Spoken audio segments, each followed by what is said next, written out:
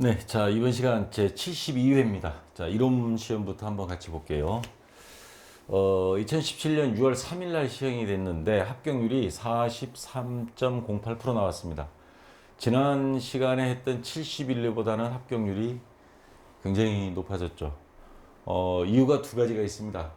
이론 시험이 난이도가 조금 쉽게 나왔고 거기다가 출제 위원들이 실수를 두 가지 하는 바람에 두 문제에서 복수 정답이 나왔습니다. 그래서 합격률이 아마 이렇게 높았던 것 같아요. 근래에 40%대 간만에 이제 진입을 했는데, 자, 어떻게 보면 수험생들의 입장에서는 출제위원들이 실수해 주길 바라는 것도 하나의 유행이 될 수도 있을 것 같아요. 자, 1번부터 한번 볼게요. 유형자산이 감가상각 방법 중 정액법, 정률법, 연수학계법 각각에 의한 3차 년도 말 감가상각비가 큰 거부터 나열한가. 그러면 이 세 가지를 다 계산을 해봐야 돼요. 그리고 3차 년도입니다. 자, 조건을 보니까 기계장치예요. 1,000만 원 주고 100만 원 주고 샀었고 1월 1일 날 취득. 내용 연수는 5년.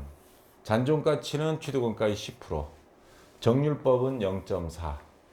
요거 가지고 한번 공식대로 한번 해보겠습니다. 자, 우선 가장 간단한 정액법부터. 취득원가가 100만 원이에요. 100만 원 마이너스 잔존가의 10%니까 10만 원이죠. 그러면 90만 원입니다.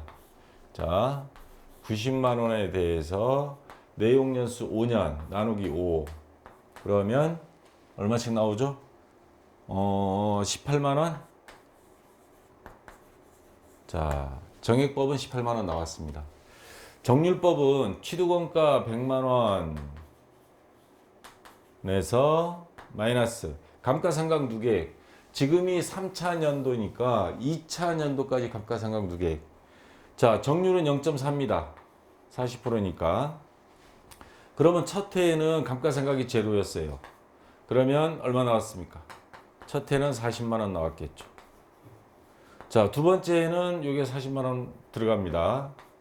전년도 감가상각 누계액. 그러면 60만 원 되죠. 60만 원에 4% 하면, 자, 0.4 하면 24만 원.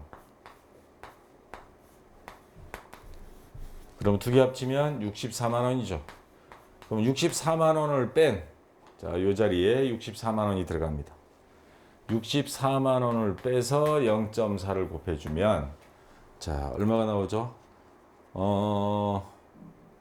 14만 4천 원? 예. 자, 요게 14만 4천 원 나옵니다. 그러면 정액법이 많이 나오고, 처음에는 정률법이 높다가 3차 년도부터는 정액법보다도 정률법이 적습니다. 자, 연수학계법, 취득원가 마찬가지 100만 원. 자, 그 다음 마이너스 잔존가액 10만 원이죠. 10%니까. 그럼 90만 원에 대해서 곱하기 자녀 내용 연수, 그 다음에 내용 연수 합계분의 자녀 내용 연수입니다.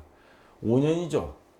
그러면 내용 연수 합계 1, 2, 3, 4, 5 다 더하면 5년까지 더하면 15가 나옵니다.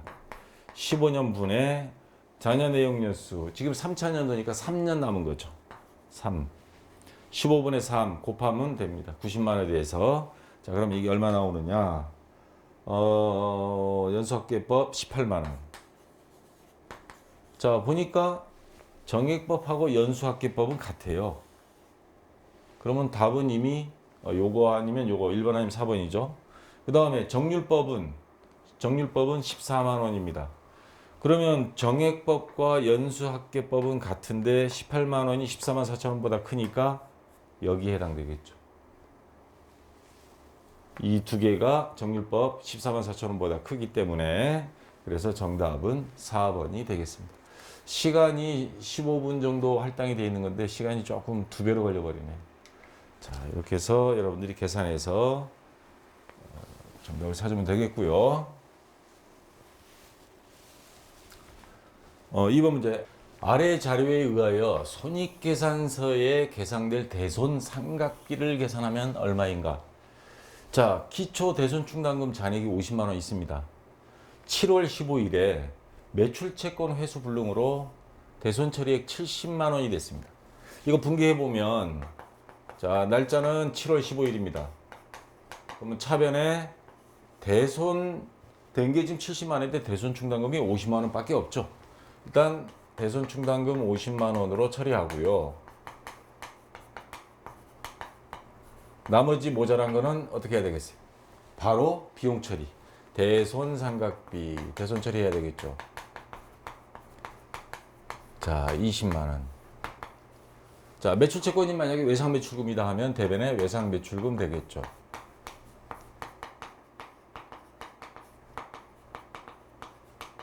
$70만 원. 자, 이렇게 분기가 될 거고요. 그 다음에 9월 30일에 당기 이전에 대손 처리된 당기 이전입니다. 다시 말해서 전기. 작년에 대손 처리됐던 매출 채권이 회수가 됐어요. 그러니까 이게 아니고 작년에 이거 외에 다른 그전 거죠.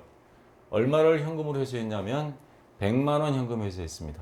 그러면 요 9월 30일 자, 차변에 일단 돈이 들어왔으니까 현금 100만 원 적고 대변에는 뭐라고 적어야 되느냐? 금년 거면은 대손상각비 이런 경우라면 6개월이 회수가 됐다면 대손상각비 원위치 할 수도 있지만 이건 작년에 이미 비용 처리가 끝나버렸어요. 장부는 마감이 됐었고. 그러면 요 회수된 거는 대손 충당금으로 다시 환원시켜 놓습니다. 대손 충당금 100만 원. 그리고 나서 기말됐습니다. 기말에 매출채권 잔액이 1억이 있어요. 대손 충당금은 기말 매출채권 잔액이 2%로 한다. 보충법. 그러면 12월 31일 되겠죠. 자, 1억에 대해서 2%면 200만 원이죠. 근데 지금 대손 충당금 잔액을 확인해서 보충법을 해야 된단 말이에요. 그러면 대손 충당금 잔액이 요거 다 써서 없어졌다가 새로 대손 충당금 작년에 거 회수한 게 대손 충당금으로 들어와 있어요. 그러면 요거 잔액이 100만 원 뺀 나머지 100만 원만 추가로 대손 처리하면 되겠죠. 자, 그래서 차변에 대손 삼각비 100만 원 그리고 대변에는 대손 충당금 100만 원. 그러면 대손 충당금 잔액은 요거 두 개 합쳐져서 200만 원. 이렇게 되고요. 자, 근데 문제에서 요구한 거는 대손 삼각비는 얼마냐, 올해. 자, 아까 결산 시에 한 대손 삼각비 100만 원 하고 7월 15일 날 대손 삼각비가 20만 원이 있습니다. 요거 두 개 합친 120만 원이 올해 대손 삼각비입니다. 그래서 정답은 1번이 되겠죠. 자, 됐습니다.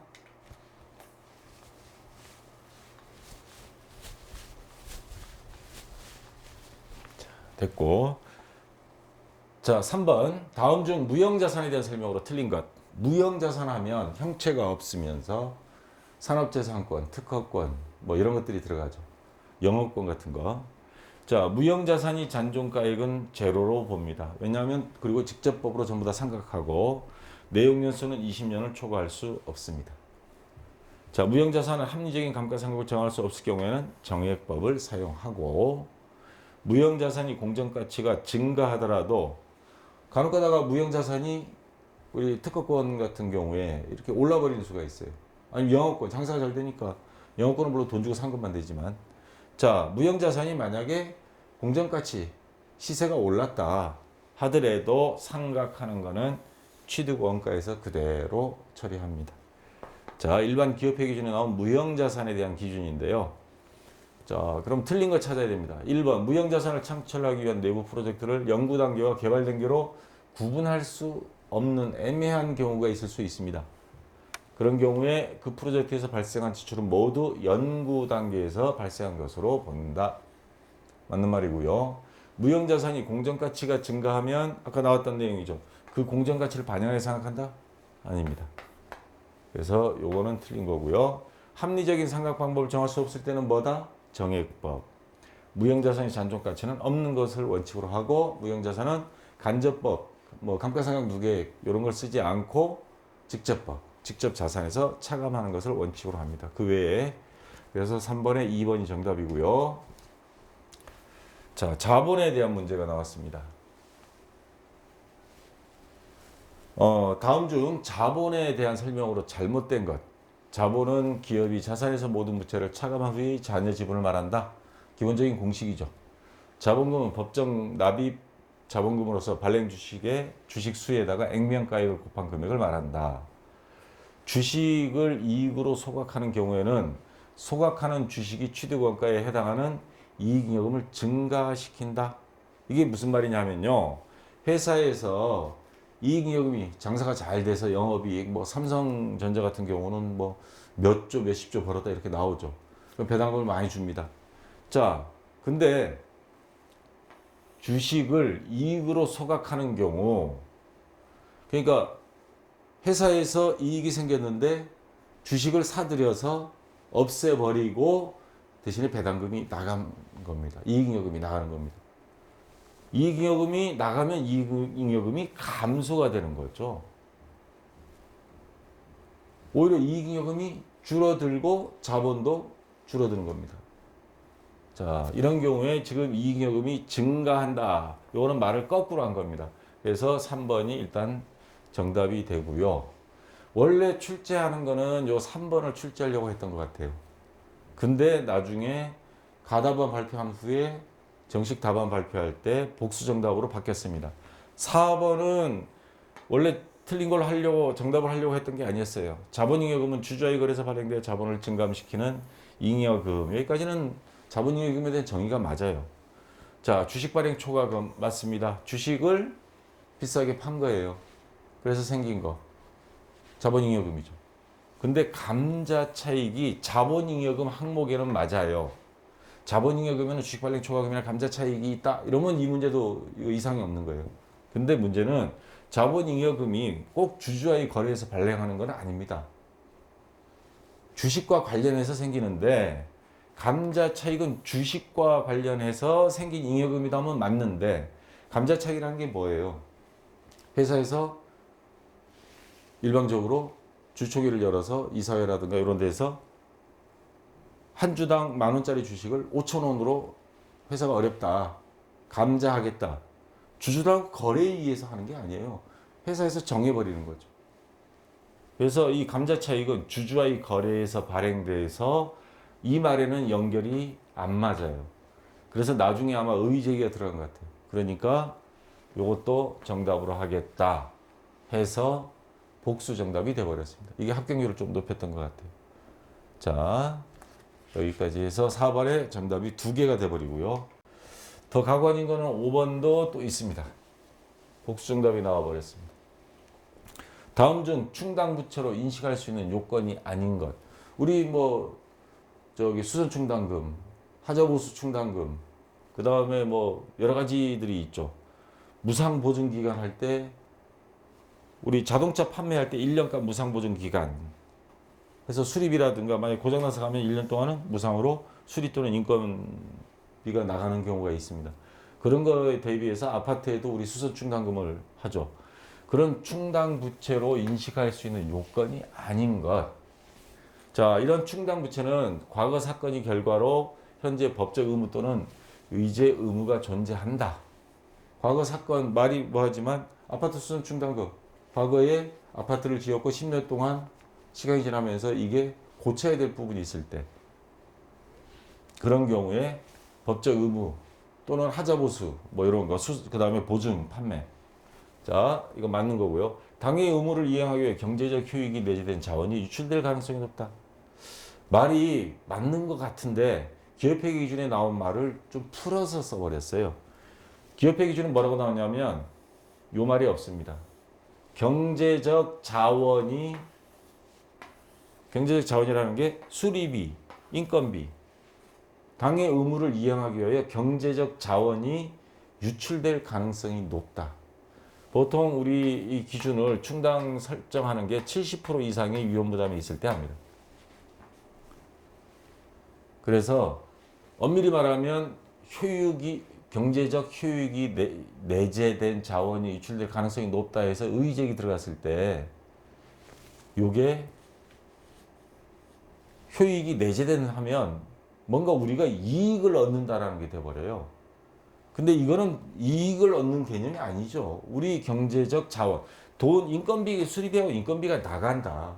근데 이건 뭐예요? 효익이란 말이 들어가 버리면 경제적으로 이익이 생길 수 있는 그 판매 기준 같은 거에 해당이 돼버리는 용어를 그대로 써버린 것 같아요.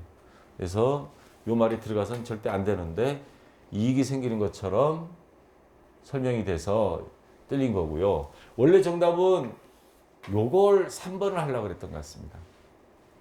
근데 요거까지 의의적이 들어가니까 2번도 복수 정답이 돼버렸어요. 지출이 시기 및 금액을 확실히 추정할 수 없다. 자동차가 무상보증기간 1년 또는 2년 동안 다 고장나는 게 아니잖아요. 몇 대가 고장나서 올지도 모르잖아요. 근데 요번에 보니까 뭐 전체적으로 차량 뭐 잘못돼가지고 다 무상보증 전부 다 해주는 케이스도 있었지만 정확히 추정할 수는 없습니다. 있다가 아니고 지출이 시기 및 금액을 정확히 추정할 수는 없습니다. 그 다음에 네 번째, 당해 의무의 이행에 소요되는 금액을 신뢰성 있게 추정할 수 있다. 이건 무슨 말이냐면 의무 이행, 무상보증기간 중에 자동차가 고장나서 왔어요. 그러면 수리비 나가고 인건비 나가고 요거를 계산 신뢰성 금액으로 정확하게 기록할 수 있다. 뭐 인건비 수리비 나가면 정확히 계산이 되는 거잖아요. 이거는 맞는 말이고, 그래서 충당부채로 인식할 수 있는 요건이 아닌 것은 원래 3번이었는데 2번도 이 효익이란 단어가 잘못 들어가면서 덩달아 복수 정답이 됐습니다. 그래서 요것도 또 그렇게 됐고요.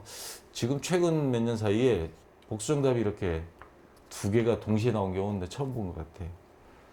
자, 그래서 충당부채 인식요건, 과거 사건이나 거래 결과로 인해 현재 의무가 존재하고 당해 의무를 이행하기 위해 자원이 유출될 가능성이 높다. 자원이 유출될. 그 의무의 수행에 이행에 소요되는 금액을 신뢰성 있게 추정할 수 있다. 요 세 가지 조건이 충당부채 인식 요건입니다. 자, 됐고요. 그다음 6번 문제.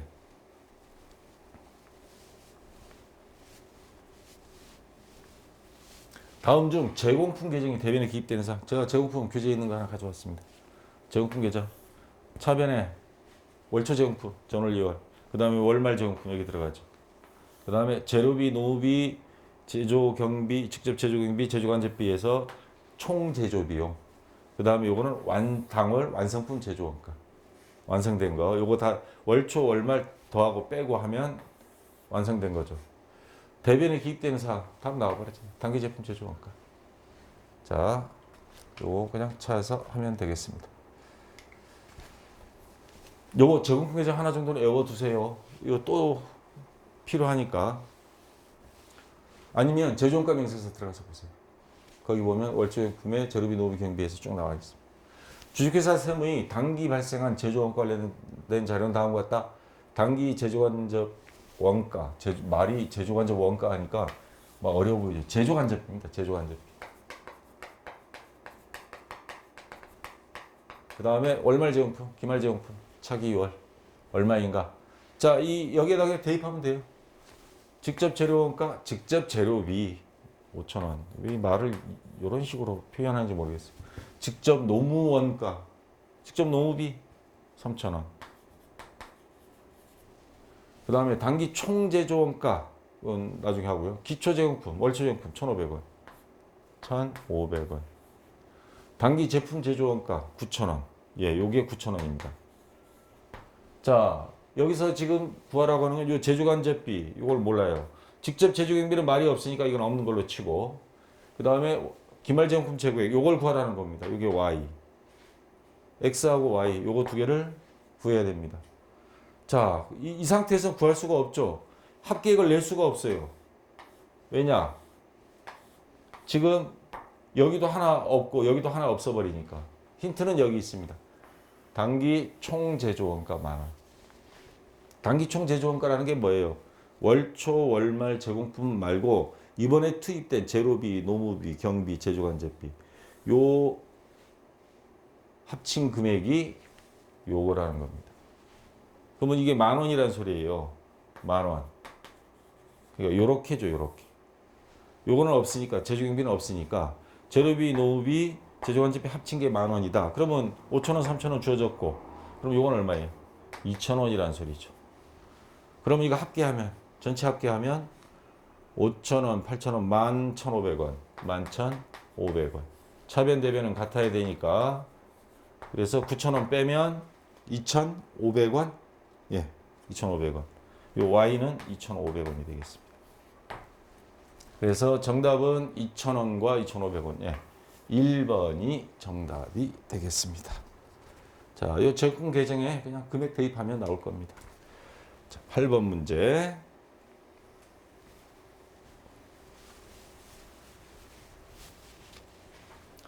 당사는 단계 배부법을 이용하여 보조 부문 제조간접비를 제조 부문에 배부하고자 한다. 자, 보조 부문에 있는 전력 부문 30만 원과 수선 부문 45만 원을 제조 부문으로 보내려고 하는 겁니다. 각 부문별 원가 발생액과 보조 부문이 용역 공급이 다음과 같을 경우 수선 부문에서 조립 부문으로 배부될 것. 자, 요 수선 부문에서 조립 부문으로 배부될 제조 간접비는 얼마인가? 단 전력 부문부터 배부한다고 가정. 그리고 단계 배부법입니다. 상호 배부법이 아니고 단계. 자, 보조 부문 중에서 둘 중에 하나를 먼저 제조 부문과 보조 부문에 보내주고 그 다음 요 딱 받은 거를 나중에 보내주는 방식. 계단식으로. 단 전력 부문부터 배부하라 그랬습니다. 그러면 요거 얘부터 희생타가 되는 거죠. 30만 원을 전력 부문 동력 공급 비율은 3대 300, 400, 300. 다 합치면 1000이 되겠죠. 자, 요 비율로 배부를 해줘라. 그러면 300만 원에 30%가 되고 40% 30%죠. 자, 30%면 이거 9만 원 되겠죠. 얘는 12만 원. 그리고 다시 9만 원.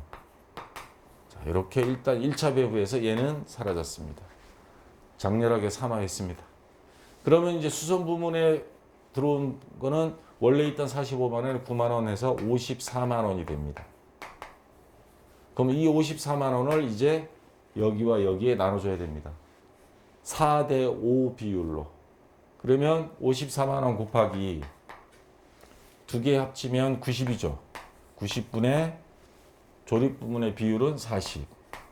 만약에 절단 부문에 하게 되면 90분의 50. 이렇게 하면 되겠죠. 그래서 곱해주면 됩니다. 그러면 얼마가 나오느냐? 요게 24만 원. 예. 여기에 40%가 가서 24만 원. 그 다음에 얘는 절단 부문에는 30만 원. 그래서 두 개 합치면 54만 원. 요 금액이 나올 겁니다. 자, 그래서 여기서 질문하는 거는 수선 부문에서 조립 부문으로 배부될 제조간접비는 24만 원. 정답은 예, 바로 위에 있네. 자, 24만 원이 정답이 되겠습니다. 자, 9번 문제.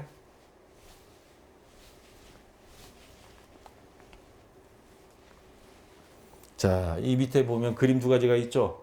제품별 주문 생산 방식, 개별 원가 계산입니다. 이거. 그 다음에 대량 생산, 종합 원가 계산입니다. 제과 제조, 정유, 유류 제조, 음료 제조. 그 다음에 개별 원가 계산은 조선업, 항공기 제조, 건설업. 자, 그림 새로 만들었습니다. 이제 다음 교재, 내년 교재에 넣을 거고요. 자, 그러면 개별 원가 계산과 종합 원가 계산 방법에 대한 내용으로 잘못 짝지어진 것. 종합 원가 계산은 월말 정품, 완성품 환산량 이거 계산하는 거 복잡하죠. 그거 하고 개별 원가 계산은 제조 간접비 배부. 아까 단계 배부법이니 직접 배부법 이렇게 나온 것들 있죠. 맞습니다. 그 다음에 종합 원가 계산은 소품종 몇 개 안 되는 거. 배를 1년에 10만 척 만들 수는 없는 거죠. 비행기도 마찬가지. 소품종 대량 생산하는 경우 이건 종합 원가 말을 해. 소품종 대량 생산. 말 잘못했네. 제과 제조 이거는 다품종 소량 생산. 제과 제조 빵 종류 몇 개, 음료, 휘발유, 경유, 등유 딱 소품종 몇 가지를 수십만 개씩 만들어내는 거. 소품종 대량 생산. 요거는 뭐예요? 다품종. 배마다 다 뜰려요. 근데 많이 만들지 못합니다. 종류는 많은데 생산은 적게. 요거는 종류는 적은데 많이 생산하는 거. 그래서 종합원가 계산은 소품종 대량 생산 이거고요. 개별 원가 계산 요거는 다품종 소량 생산. 이걸 다른 말로 주문 생산 방식이라 그럽니다. 그 다음에 장점, 원가 집계부터 볼게요. 종합원가 계산은 공정별로, 요거는 제조부문, 보조부문 막 이런 식으로 공정별로. 개별 원가 계산, 요거는 개별 작업별로. 조선소에 가보면 도크 있습니다. 드라이 도크. 거기에 배 하나 만드는데 각각 그 배별로 원가 계산을 집계합니다. 자, 그런데 이제 문제는 요거예요. 장점. 종합원가 계산은 정확한 원가 계산이 된다? 개별 원가 계산은 경제성이 편리하다? 요거 지금 바뀌어 있습니다. 이 개별 원가 계산은 하나하나마다 원가 계산을 따로 합니다. 항공기 같은 데 만드는 거 보면 보잉사 같은데 그 자리에서 하나씩 갖다가 조립해요. 배도 마찬가지입니다. 그 배 하나에 대한 원가 계산은 뭐 틀릴 수가 없습니다. 정확하게 거기에만 들어가니까. 그래서 정확한 원가 계산은 개별 원가 계산이 정확한 원가 계산이 돼요. 요거. 종합 원가 계산은 막 대량으로 만들다 보니까 정확한 원가 계산이 안 됩니다. 그래서 얼마 제품 환산량으로 대충 때려 맞추는 거죠, 지금. 왜냐하면 또 단가가 이것처럼 하나에 수십억, 수천억이 아니에요. 얘는 하나당 몇백 원, 몇천 원짜리들이 태반이거든요. 자, 대신에 이 종합원가 계산은 계산 방식이 수십만 개를 만드는데도 경제성 및 편리합니다. 월말 제공품 환산량 요거 하나 가지고 다 때려 맞히니까. 그래서 요 잘못 짝지어진 것 3번 종합원가 계산과 개별원가 계산 장점이 서로가 지금 바뀌어 있습니다. 자, 요것만 조심해서 봐주시고요. 교재에 이거 비교한 내용이 있을 겁니다. 자, 10번 문제. 원가 형태에 따른 다음이 설명에 해당하는 것은 무엇인가? 자, 관련 범위 내에서 인형 1000개를 생산할 때와 2000개 생산할 때 총 원가는 동일하다? 아니, 1000개를 만드나 2000개를 만드나 원가가 동일하게 들어간다? 고정비죠. 다시 말해서 집세. 집주인이 장사 잘 되네, 집세 더 내? 그러진 않죠. 그 뭐 1년 있다가 내라고 할지는 모르지만 어쨌거나 그 한 내만 놓고 봤을 때는 변동이 되지 않는다. 고정비를 말하는 거고요. 관련 범위에 대해서 조업도가 증가하는 경우 단위당 원가는 감소한다. 총 원가는 불변인데 단위당 원가는 감소하죠. 집세, 임차료를 갖다가 1000개 만들었을 때 임차료와 2000개 만들었을 때 그 제품에 들어가는 비용은 적어지죠. 2000개 만들 때. 그래서 그런 거는 고정비입니다. 자, 11번 문제. 자, 부가세로 들어가서요. 다음 중 부가시세법상 재화의 간주 공급. 실제적으로 돈 받고 팔지 않았는데 매출액으로 너네 세금 내. 왜 그럴까요? 사업자가 자기 생산 취득 시 매입세 공제 받았어. 이 제품을 만들면서 전부 다 부가세, 매입세 공제를 다 받았어요. 세금 다 절감되거나 환급받을 수 있는데 판매는 실질적으로 판매나 구분이 안 되는데 돈을 안 받았으니까 우리는 판매하지 않았어요. 안 된다. 이거는 판매로 세무서에서 보겠다. 간주 공급으로 보는 거. 자, 해당하지 않는 거. 면세 사업을 위하여 직접 사용 또는 소비하는 경우. 아니, 재료를 사올 때는 세금 다 감면 받아놓고 이거 면세품이에요. 부가세 신고 안 하겠어요? 그건 안 된다는 거죠. 면세 사업으로 전용했을 경우에 이거는 간주 공급에 해당합니다. 고객에게 무상으로 공급하는 경우 광고 선전 목적이 아닌 광고 선전 목적에서 뭐 샘플로 우리 시식회 하잖아요. 그런 거는 간주 공급에 해당하지 않습니다. 근데 좀 이게 범위를 넘어서 버렸어요. 광고 선전 목적이 아니로 나가는 경우는 이거는 간주 공급에 해당합니다. 개인적 목적으로 사용 또는 소비하는 거 당연히 해당되고요. 사업을 위하여 대가를 받지 않냐고 다른 사업자에게 인도하거나 양도하는 이건 아닌 것 같은데 여기 보니까 견본품이라고 됐습니다. 견본으로 이거 정상적인 영업 활동이잖아요. 이거는 광고 선전비로 봐주는 겁니다. 요거는 인정해 줍니다. 그래서 간주 공급에 해당하지 않아. 그래, 요거는 세금 안 물릴게 하는 게 4번입니다. 자, 영세율과 면세. 이거 지금 헷갈리는 사람들이 있죠. 영세는 0%를 하는 거예요. 0%. 근데 매입하는 것도 이거 수출하기 위해서 사오는 것도 곱하기 0%. 그 다음에 매출하는 거 이것도 0%. 일종의 수출이죠. 우리나라는 자원이 없잖아요. 그럼 외국에서 원재료를 사다가 그걸 가공을 해서 다시 재수출하는 가공 무역을 많이 하는데 그러다 보니까 매입할 때도 0%를 해줍니다. 근데 면세는 아예 세금을 부가세를 부과하지 대상이 아니라는 겁니다. 그러면 이게 더 좋겠네. 근데 얘는 다른 게 있어요. 매입할 때 매출에 대해서는 아예 이거는 안 합니다. 아예 부가세를 대상이 아닌데 매입할 때는 부가세를 납부합니다. 이거는 매출 신고를 안 하니까 부가세 환급이 되지가 않아. 얘는 부가세 대상이 아니에요. 근데 매입할 때는 부가세를 냅니다. 뭐 예를 멀리 갈 거 없어요. 여러분들 교재 있죠? 지금 서적 같은 경우 면세품입니다. 부가세 신고 안 합니다. 여러분들 부가세 내어갔어요? 책 살 때? 근데 그걸 인쇄를 해오잖아요. 인쇄사에 가서 인쇄해 올 때는 종이값이든 책 제작 비용은 부가세를 다 냅니다. 그건 제가 경험자잖아요. 자, 지금 모든 우리나라 대형 서점, 인터넷, 인터파크, 교보문고에서 파는 책은 인쇄사에서 인쇄해 올 때 인쇄사는 제조업체니까 부가세 신고업자입니다. 부가세는 다 줘야 됩니다. 주고 환급은 못 받고 대신에 여러분들한테 부가세를 안 받습니다. 안 받고 부가세 신고 대상도 아니고. 그러면 더 손해인데요? 아니요, 이게 면세가 더 나아요.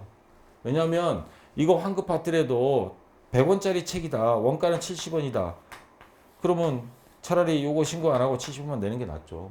이것만 환급 받더라도 30원, 100원에서 70원 뺀 나머지 30원에 대해서 부가세 납부해야 되거든요. 그러니까 그냥 요거 납부하고 천상 이거 돌려받더라도 세금은 더 많이 내야 되기 때문에.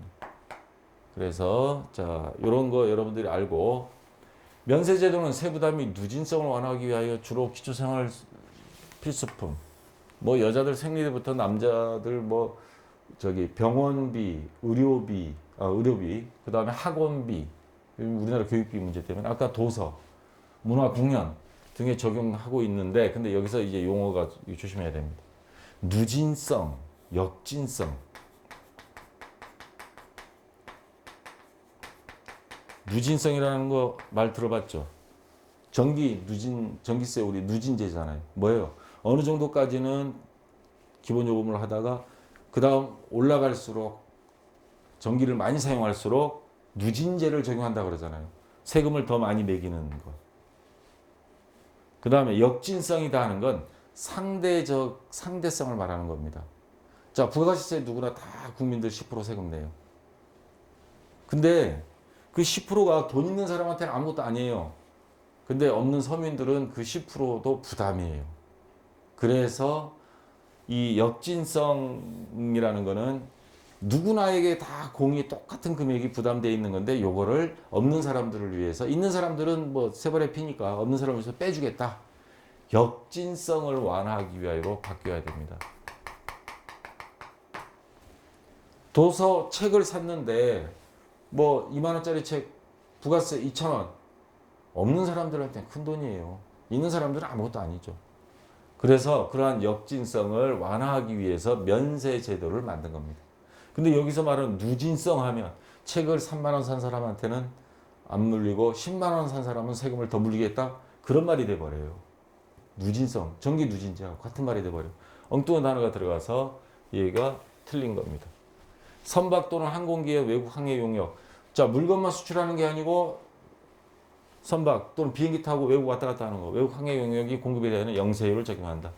이것도 일종의 수출을 봐주는 겁니다. 영세율은 완전 면세제도이고 면세는 불완전 면세제도이다. 이게 무슨 말이냐면 영세율은 아까 말했어요. 매입도 세금 0%, 매출도 0%. 근데 면세는 매입은 부가세 내야 돼요. 매출만 부가세 취급 안 하는 거지. 그래서 영세는 완전 면세, 매입 매출이 다 되니까 0% 세금 안 내니까. 면세는 불완전 면세, 매입은 세금 내니까 맞는 말입니다. 국내 거래라도 영세율이 적용되는 경우가 있다. 모든 중소업체들이 수출을 다 할 수가 없잖아요. 서류를 어떻게 만들어. 그래서 국내에서 수출 대행하는 업체. 그래서 내국 신용장에 의해서 하는 것도 우리가 영세로 처리하잖아요. 자, 국내 거래도 맞습니다. 그래서 잘못된 것은 1번이 정답이 되겠습니다. 자, 13번 문제. 면세 사업만 영위한 사업자가 부가가치세법상 면세의 포기를 신고한 경우 면세 포기 가능합니다. 면세 포기 신청해서 우린 부가세 할게요. 아까 매입세 못 받는 것 때문에 나중에 보시면 알고 합니다. 세금 더 냅니다. 자, 근데 만약에 포기를 했다. 아우 잘못했어. 이거 다시 취소시킬게요. 몇 년간 부가가치세 아주 이놈 봐라 머리 굴리네. 특히 건물을 샀어요. 그러면 부가치세 면세 사업자는 부가치세 환급이 안 됩니다. 근데 면세 포기해가지고 건물에 대해서 환급 받고 이제 환급 받았으니까 나 부가치세 사업 안 할래요? 안 봐줍니다. 이 나쁜 놈. 3년간은 안 돼. 3년간은 다시 면세 사업자로 돌아갈 수가 없습니다. 자, 그래서 13번에 1번이 정답이 되겠습니다. 자, 그 다음에 14번 문제. 소득세법상 다음 자료에 의한 소득만 있는 거주자 김철수의 2017년도 종합소득 금액을 계산하면 얼마인가? 자, 우리 종합소득 교재에 나와 있죠. 종합소득 해서 분리과세가 있고 분류과세가 있습니다. 자, 이자, 배당, 근로, 연금, 기타 사업소득 요거는 전부 다 종합소득 과세 대상입니다. 근데 퇴직소득과 양도소득은 우리 양도세 지금 저기 인상한다 뭐 부동산 대책하려고 막 나오고 있죠. 요거는 요건에 대해서만 그냥 직접적으로 물리는 겁니다. 종합소득세를 따로 물리지가 않습니다. 그래서 여기서 말하는 2017년도 종합소득 금액을 계산하면 여기에 해당되는 게 기타 소득 금액 요거 3천만 원하고 근로소득 금액 1,500만 원. 요거 두 개 합친 거 4,500만 원. 3번이 정답이 됩니다. 그 다음에 여기 헷갈릴지 모르겠는데 연금소득과 퇴직소득이 왜 다를까요? 퇴직소득은 퇴직금 한꺼번에 받은 거. 연금은 연금으로 받는 거 있잖아요. 공무원 연금. 자, 공무원들은 따로 퇴직금이 뭐 이렇게 주는 거 없습니다. 퇴직수당에서 조금 주는 거 있는데 그 외에는 다 연금으로 받게 되면 대신에 퇴직금을 안 주게 됩니다. 그래서 우리 국민연금 같은 거 받게 되면 종합소득 신고하는데 신고해봐야 얼마 나오지는 않아요. 다른 소득이 막 붙어서 얼마 이상 갔을 때, 몇 천만 원 이상 갔을 때. 자, 14번에 3번이 정답이고요. 자, 마지막 15번.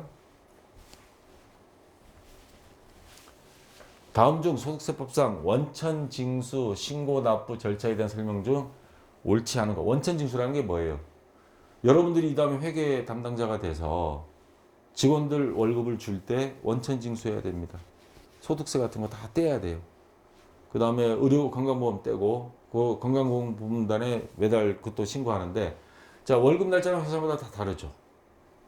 그러면 원천징수 신고 납부 절차 이거 의무사항입니다. 안 하면 굉장히 난리 납니다. 이거 원천징수 의무자는 원천징수한 소득세를 그 징수일이 속하는 달 우리 월급이 예를 들어서 3월 25일이다. 그러면 3월달 지나서 다음 달 4월 10일까지 여러분들 이거 시험을 떠나서 나중에 실무에 가면 월급날이 20일이든 25일이든 30일이든 그 다음 달 10일까지 요거 세무서에 소득세, 주민세 원천징수한 거 한꺼번에 납부해야 됩니다. 그 다음에 영세사업, 소규모 사업자들은 이거 매달 하기가 뭐 하잖아요. 반기, 6개월에 한 번. 그러면 6월 25일 날 월급이다. 그러면 반기, 6개월이 됐어요. 반기 마지막 달이 다음 달, 그러면 7월 10일까지 원천징수한 세액을 신고 납부할 수 있다. 그 전에 해도 됩니다. 시간 나오면 그 전에 미리 해도 되고요. 법인세법에 따라 처분된 배당, 법인세는 그래도 규모가 있잖아요. 배당금, 상여금, 기타 소득에 관한 원천징수세액은 반기별 납부는 안 되고 요 받을 때 그 달에 다음 달 10일까지.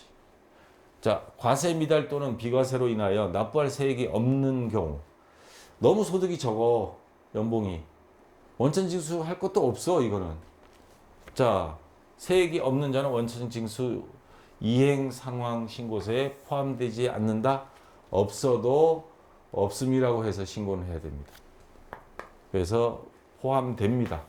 4번이 정답인데 원천징수 의무자로 원천징수 이행상 신고서를 원천징수 관할 세무서장에 작성하여 제출하며 이때 원천징수 이행상 신고서에는 원천징수하여 납부할 세액이 없는 자에 대한 것도 포함해야 한다.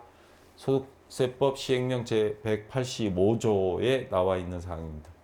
자, 그래서 4번이 정답이 되고 자, 이론 71회보다는 난이도가 조금 쉬운 걸 아마 느꼈을 거예요. 거기다가 복수 정답이 나와서 아주 혜택을 독톡이 받습니다. 자, 좀 쉬었다가 프로그램 설치하시고 실무시험 다음 이어서 하도록 하겠습니다. 자, 수고했습니다.